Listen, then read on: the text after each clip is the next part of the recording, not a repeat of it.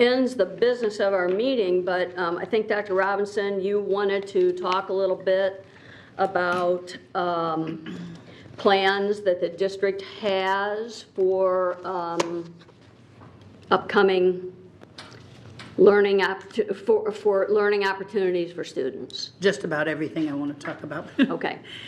First of all, we are bound by whatever dictates the governor has. We also have been working closely with the Board of Health, and on a daily basis almost are receiving guidelines from the federal government, some more helpful than others. But those are all the agencies, as well as the board that I work for. We have to look at all those different agencies as we operate. Before I start, I want to kind of talk through that concept of school year and year-round. Before all this began, our school year basically was slated to end May 28th. And so year-round employees and salaried employees, there's a structure for how they get paid all year. And there are expectations for them working all year unless they take vacation time. So what we decided as a district when we were told, when we knew this was coming, we have been working from home remotely. All of my cabinet, for example, tomorrow we're going to be in a virtual meeting because business still has to go on. We have some essential personnel that will be working, but most of those folks are tied to technology support, because the last thing you want to have is you're trying to tell parents and students and staff they can use technology and it doesn't work.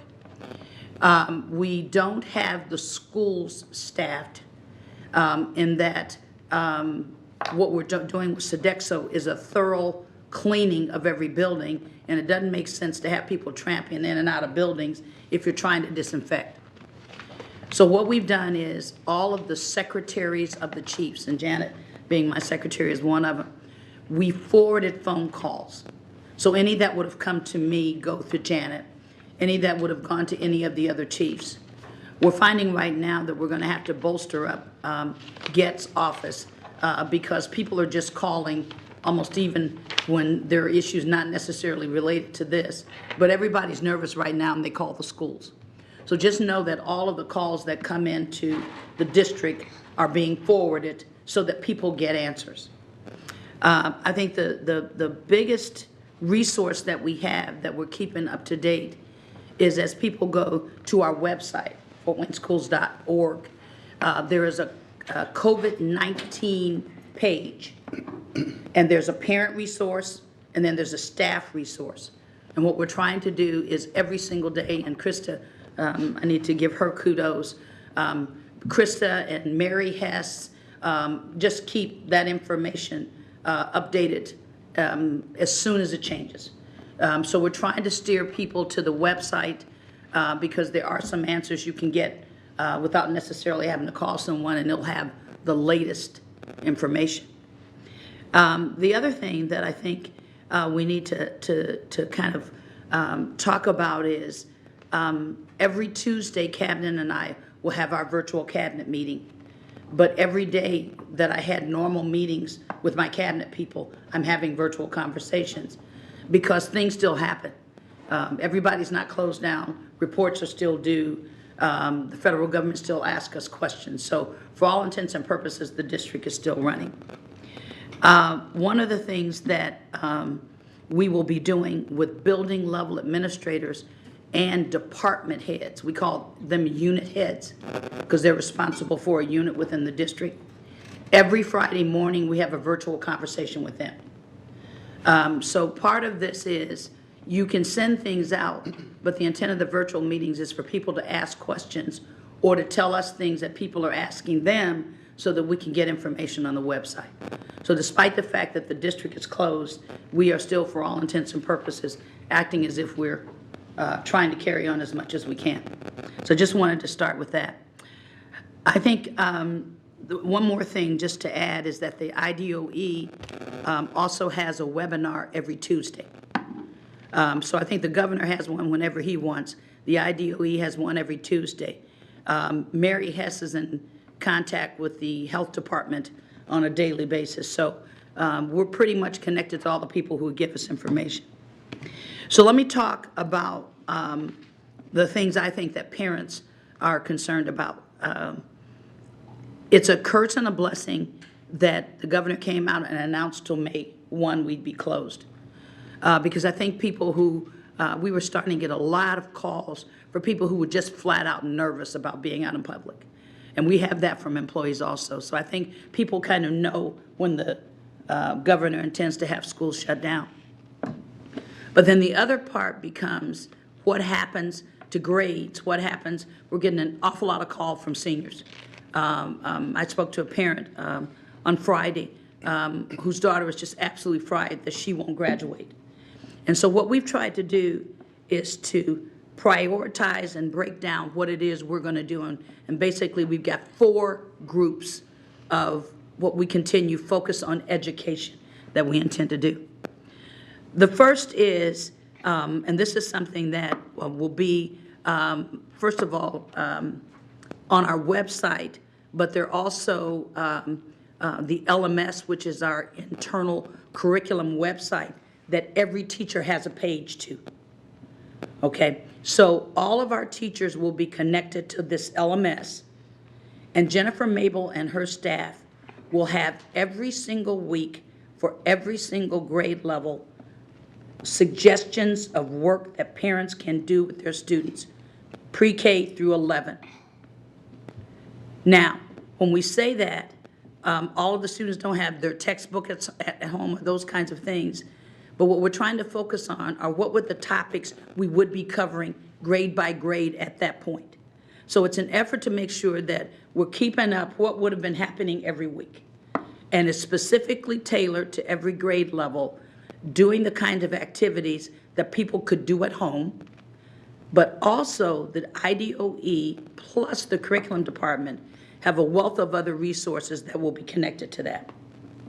So every teacher also will be connected to what Jennifer's work is and what they put on the LMS and what they put on the website.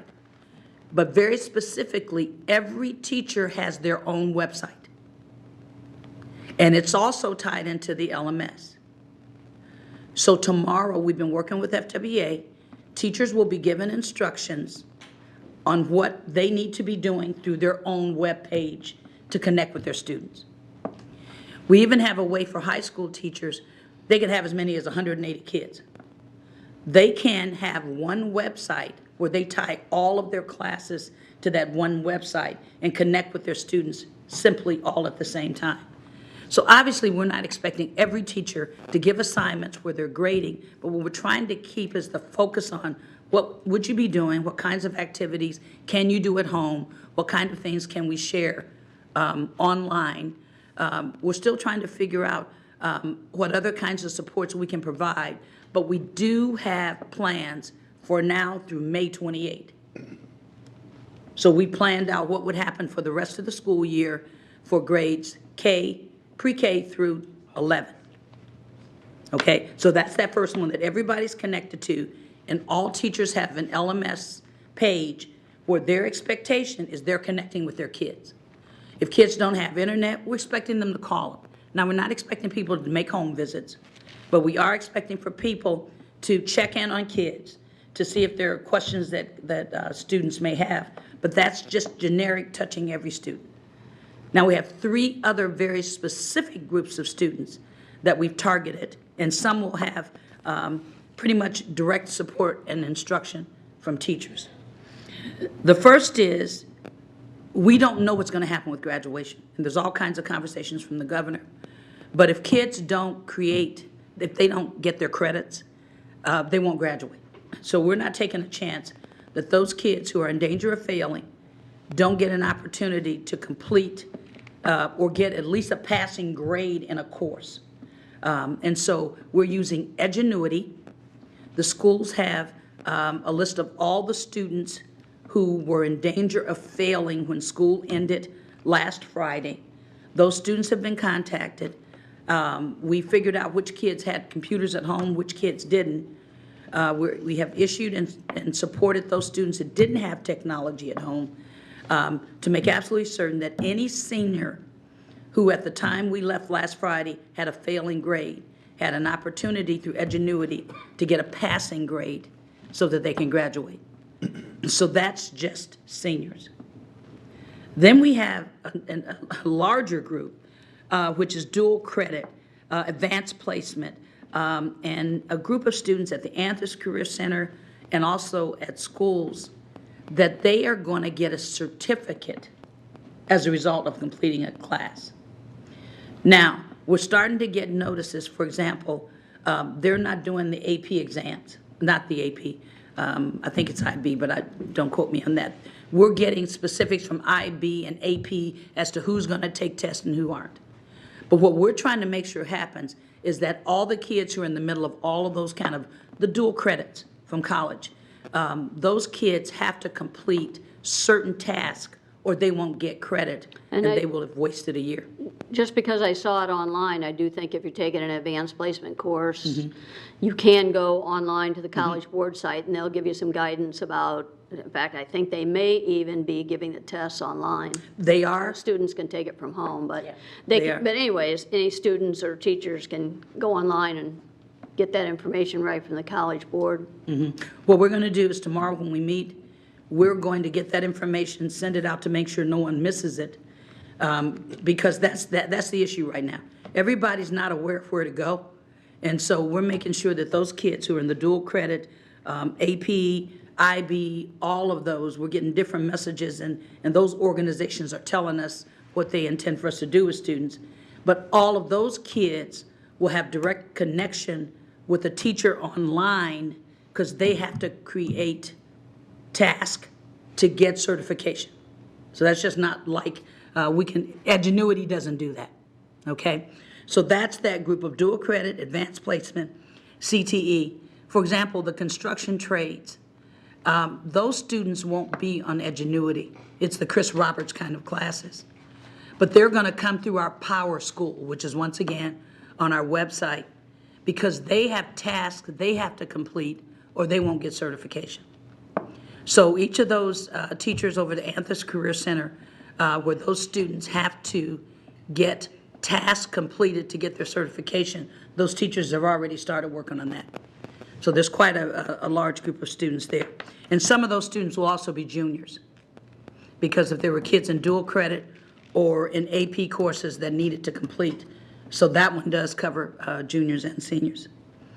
And then the last group, we've got students who are, as a result of the state pathways, they are in a course, an example would be business law. Okay, it was a course created to fill a pathway. And so we have students that if they don't pass a pathway course, they can't graduate. So what we've done is we've looked at all of the different transcripts of the students, and some of these are students that didn't pass the state test or there were other reasons they weren't going to pass. That pathway course is going to let them graduate. So we're working with individual teachers and individual students because it might not be more than one or two students, but if they don't get this course, they won't graduate. So our first priority is trying to figure out which kids need to graduate. Our second are all those kids with all of those certifications or dual credit types of things that they will lose their certification if we don't let them finish. The other, which is just as important, are the kids who are trying to graduate and need credit recovery. And then the biggest group, which is trying to touch all of our students, which will involve all of our teachers, is how do we stay in contact? How do we give parents and students things to do? How do we have teachers connect with students?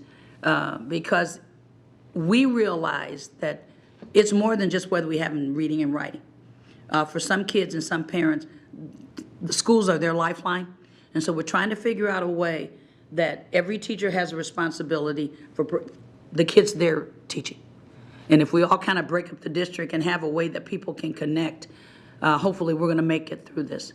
But I think the main thing, also the last thing, is we're going to continue to feed kids as long as we can.